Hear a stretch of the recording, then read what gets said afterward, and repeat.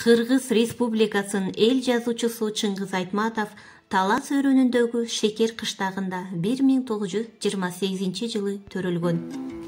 Бала кезинен эле Чыңгыз Айтматов чоң апасынын жомогу жок уктачу эмес экен. Чоң апасы Маңкурт, Ак баран көз жашы, Ак кеме жана башка кызыктуу жомок дүйнөсүнө жеткире айтчу экен. Балким ошол кезде эле Чыңгыз Айтматов адабий дүйнөгө кызыгуусу ойгонсо керек. Чыңгыз Айтматовдун атасы Төрөкул Айтматов жөнүндө эле айта кетсек, атасы өтө билимдүү, кыйын кыргыз уулдарынын бири болгондуктан аны Москва институтуна чакырат. Ал үй бүлөсү менен Москвага сүйүнүч менен көчүп барат. Бирок бактылуу жашоо кайгыга айланат. 2 жылдан кийин 1937 жылы атасын Сталиндик репрессияга илинип, Совет доорунун душманы деп жала жапканда Төрөкул шашылыш түрүндө үй бүлөсүн Фрунзе шаарына поездине салып жиберет. Чыңгыз Айтматовдун эсине калганы, поезддин ичинде отурганы, жанында апасы, иниси, эжекелери, бир гана атасы жок экен. Терезени караса, поезд жыла баштайт. Атасы болгон күчү менен поезд менен кошо узата чуркайт. Акыркы жолу үй бүлөсүн көрүп жатканын сезсе керек. Ошондон тартып атасыз өмүр башталат. Шекер айылына кыйынчылык менен келишет. Бирок ал Совет доорунда атасы соттолду деп апасын жумушка кичинекей Чыңгызды мектепке албайт. Үй бүлө жокчулук ачарчылыктан кыйналып баштаганда 9 жашар Чыңгыз Айтматов апасына жардам кылып иштей баштайт. Ал орусча билгендиктен аны почтага кат таратуучу болуп иштегенге жумушка алышат. Жетим жетилет дегендей Чыңгыз Айтматов чоңоюп сельхоз институтуна ветеринардык факультетине тапшырат. Студент кезде китептерди жаза баштайт. Кыргыз ССР басмаканалары көп чыгармаларын албайт, атасы репрессияланган деп. Ошондо Москванын Мир редактору болуп иштеген Александр Твардовский мындай кеңеш берет.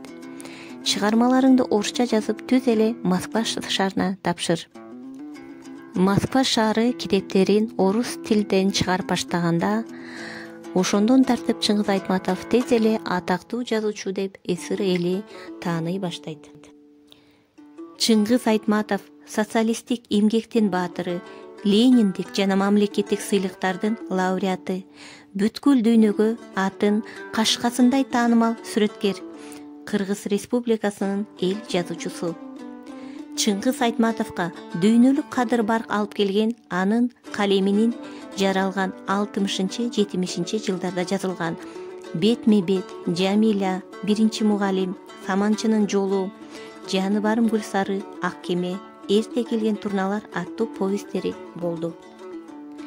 Кийинки мезгилде жазуучу роман жанрында үстүндө ийгиликтүү эмгектенип, Кылым карыткан бир күн, Кыямат жана Кассандра тамгасы аттуу чыгармалары жарык көргөн. Чыңгыз Айтматовдун драматургдук өнөрү анын Кадыр түн драмасында жана өздүк повесттерине негизинде кино тасма үчүн сценарийлерин жазуудан көрүнгөн. Ал очерктер жана адабий макалалардын чебери да болуп эсептелет. Чыңгыз Айтматов кыргыз эл жазуучусу. Кыргыз Республикасынын Улуттук илимдер академиясынын академиги. Социалисттик эмгектин баатыры, Лениндик сыйлыктын лауреаты, СССР мамлекеттик сыйлыгынын лауреаты, Республикалык Токтогул атындагы мамлекеттик сыйлыктын лауреаты, Кыргыз Республикасынын баатыры, Германиянын Искусство академиясынын мүчө корреспонденти, Париждеги Европа илимдер, искусство жана адабият академиясынын академиги, Стокгольмдагы бүткүл дүйнөлүк илимдер искусство академиясынын академиги болуп шайланган. Чыңгыз Айтматов 10 июнда 2008 жылы Германиянын Нюрнберг шаарында каза болгон. Айта албайм ашыктыгымды, алтыным койсоңчу сезим. Жамиля, жаным Жамиля деп ырчынын айтып узбайын. Данияр болуп алсаң, домбыра жерди ырдайын.